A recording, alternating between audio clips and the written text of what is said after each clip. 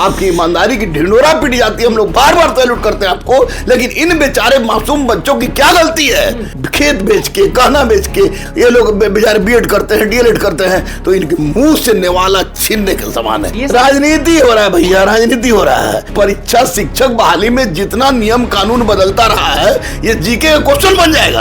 आप लोग के पैर पर उस समय तक गिरने के लिए तैयार है जब तक आप इन लोग को मौका। डोमिसाइल आपने कहा, डोमिसाइल नीति लागू हो तो भैया उस दिन का फटुआ भी हम लोग के पास है। नमस्कार, मैं हूं अनुकुल तिवारी और आप लाइव सिटीज देख रहे। देखिए, आप सभी जान रहे हैं कि टीआरई 3.0 में बस कुछ दिन है। सवाल सबसे बड़ा है कि क्या सीटेट वालों को मौका मिलेगा, क्या एससीटी अपियरिंग वालों को मौका मिलेगा, क्या डीएलएड अपियरिंग वालों को मौका मिलेगा। हमारे साथ गुरु रहमान मौजूद हैं जो पढ़ाते भी हैं शिक्षक अभ्यर्थियों को। क्या होगा इन लोगों के साथ? आप तो पढ़ा लेते हैं लेकिन मौका छीन लिया जाता है। देखिए, मैं स्पष्ट रूप से बोलता हूं कि निश्चित रूप से अतुल प्रसाद सर हो या के पाठक सर हो, इन लोगों की ईमानदारी में कोई भी शक नहीं है। लेकिन जो इन बेचारे अब जो अपेयरिंग बच्चे हैं, अपेयरिंग बच्चों को मौका न देकर इनके साथ बहुत बड़ा विश्वासघात किया जा रहा है। अब बताइए कि बहुत सारे लोगों को मौका पर मौका मिल रहा है, अब किसी को कोई मौका नहीं मिले तो निश्चित रूप से सीटेट वाले, स्टेट वाले को अपेयरिंग वाले को मौका दे, और नहीं तो फिर रिजल्ट के बाद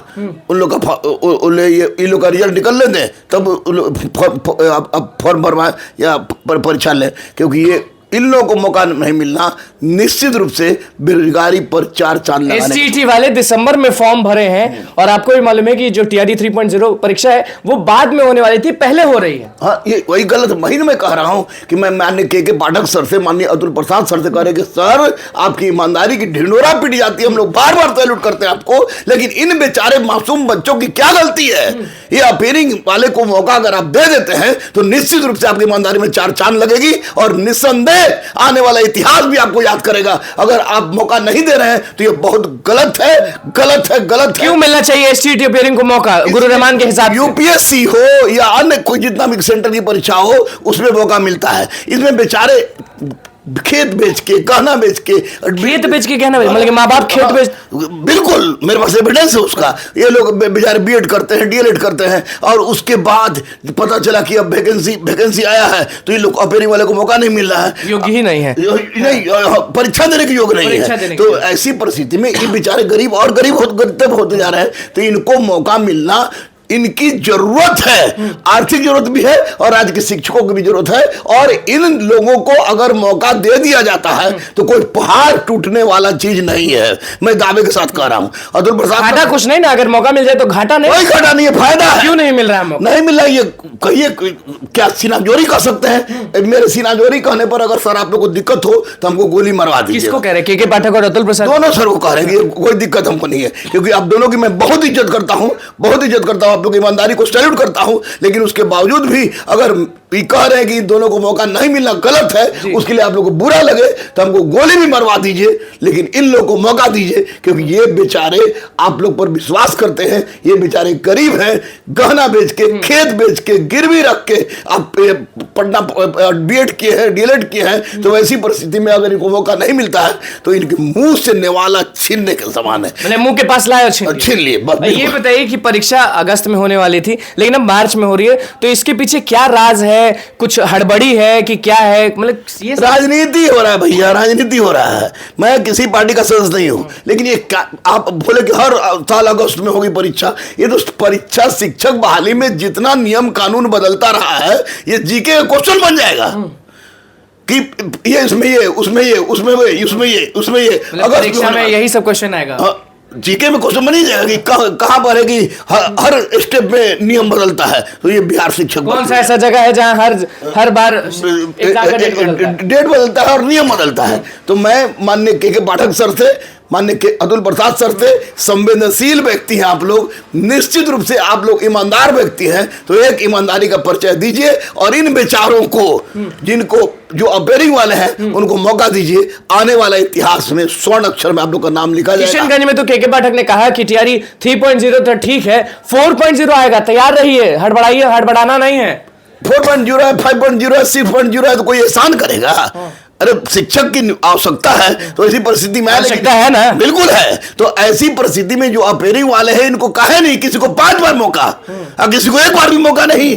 तड़प रहे हैं। कल भी पहुंचे थे आपके पास एसटी टेयरिंग वाले। हाँ बिल्कुल तड़प रहे हैं। और मैं माननीय उप मुख्यमंत्री सम्राट चौधरी सर से, माननीय उप मुख्यमंत्री विजय सिन्हा सर से और पूर्व उप मुख्यमंत्री और सांसद सुशील मोदी सर से ये बात करूंगा। 13 तारीख को मैं जा रहा हूं और आपको भी चलना होगा। आप जा रहे हैं? आपको भी चलना होगा। 13 तारीख को मैं जा रहा हूं। बोला कि भैया इन लोगों के साथ इंसाफ होना चाहिए। तीनों से मिलने जाएगा कि किसी एक से? मुझे पहले तो मैं सम्राट चौधरी सर के पास 13 तारीख को सम्राट चौधरी के पास आप बस जा रहे हैं और उसके बाद में सब मिलके संपूर्ण लोग से हाथ जोड़ेंगे, पैर पकड़ेंगे और के पाठक सर और अतुल प्रसाद सर से कह रहे हैं कि आप चाहिए तो एपीजे अब्दुल कलाम के द्वारा दिया गया गुरु को उपाधि वाला गुरु रहमान आप लोग के पैर पर उस समय तक गिरने के लिए तैयार है जब तक आप इन लोग को मौका नहीं। गुरु गिरेंगे तो ये तो हो जाएगा कि मौका मिल ही जाएगा। अब निश्चित रूप से मैं गिरने के लिए तैयार हूं, गिरने के तैयार हूं सर। मिलने जा रहा है मौका। हुजूर माई बाप आप लोग आईएएस है, निश्चित रूप से बहुत पद सुशोभित करते हैं। मैं गुरु हूं, एपीजे अब्दुल कलाम ने मुझे गुरु को उपाधि दी है और मैं अपने मस्तक को आप दोनों के चरणों में रखा पैर पे गिरा देंगे। इन बच्चों के साथ इंसाफ पैर पर गिरा देंगे। बिल्कुल पूरे मस्तक को उस समय तक। एसटी टेयरिंग के बारे में तो आपने बता दिया कि उनको कितना जरूरत है क्योंकि वो लगातार 1.0 हो गया 2.0 में लगातार धक्के खा रहे हैं। इस बार उनको मौका मिलना चाहिए। डीएलएड अपेयरिंग को मौका क्यों मिलना चाहिए? इसलिए मिलना चाहिए क्यों नहीं मौका मिलेगा।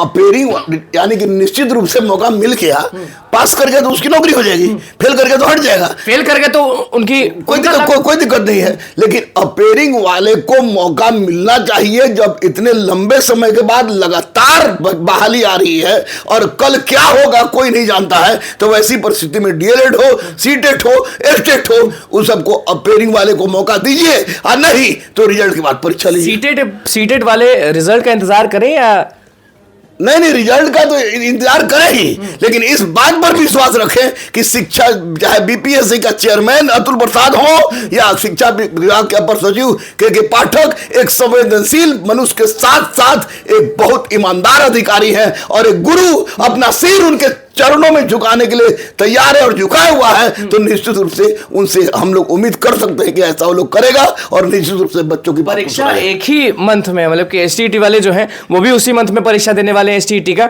और परीक्षा टीआरडी 3.0 का जो है वो भी उसी मंथ में। हुजूर लोग अगर इंसाफ करेंगे तो 10 दिन के अंदर भी रहेगा तो बच्चों के साथ इंसाफ मिलेगा। ये जो सरकार है, सम्राट चौधरी हो गए, विजय सिन्हा हो गए, भाजपा की सरकार हो गई, वो ध्यान देंगे अभ्यर्थियों की तरफ? देखिए सरकार किसी के है, बच्चे इस राज्य के हैं, बच्चे इस राष्ट्र के हैं और पार्टी कोई भी हो उससे मतलब नहीं है। लेकिन सम्राट चौधरी भैया हो, विजय सिन्हा भैया हो, सुशील मोदी भैया हो, इन सब लोगों ने स्पष्ट रूप से कहा था कि हम रहते तो ऐसा करते। तो अब आप आ गए हैं तो आपको करना चाहिए। का आखिरी अटेम्प्ट है, उसके बाद आउट। तो ऐसा इतना बड़ा पाप हमको नहीं लगता है कि इतने बड़े अधिकारी, इतने संवेदनशील अधिकारी लेंगे। इन लोगों को मौका दे दीजिए भैया।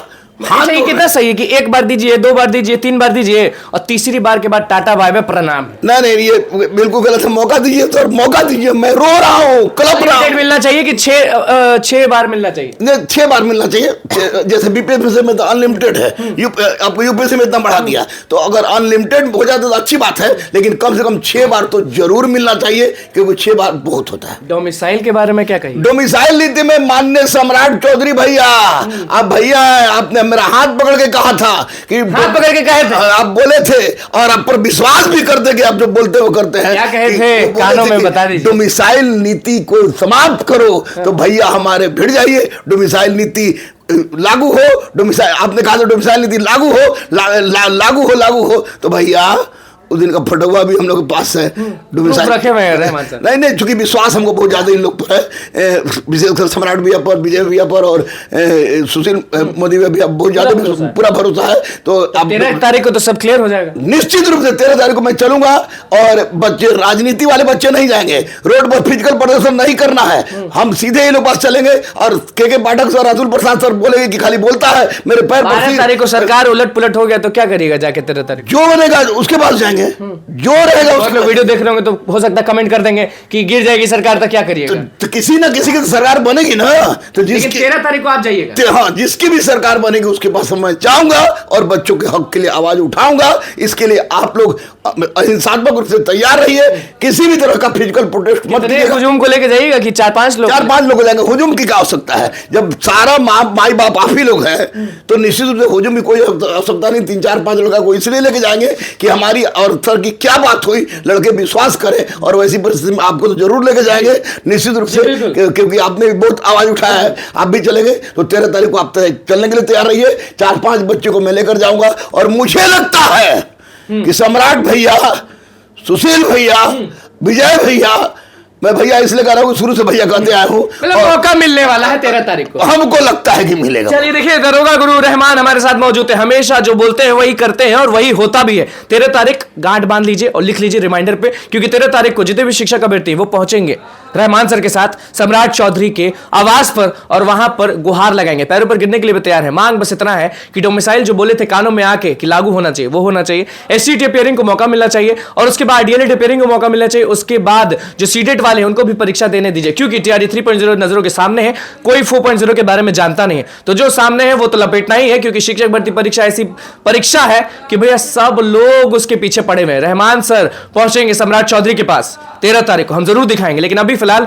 सीधे कह दिए सीधा ठोक के कि मौका तो भैया मिलेगा। 1 2 3 पर क्या बोले हैं, चौथे पर आउट या 6 चांस देना चाहिए, वो भी कहें तो बस लाइव सीरीज के साथ मैंने चैनल को सब्सक्राइब करें, फिजिक्स पेज को लाइक करें। धन्यवाद।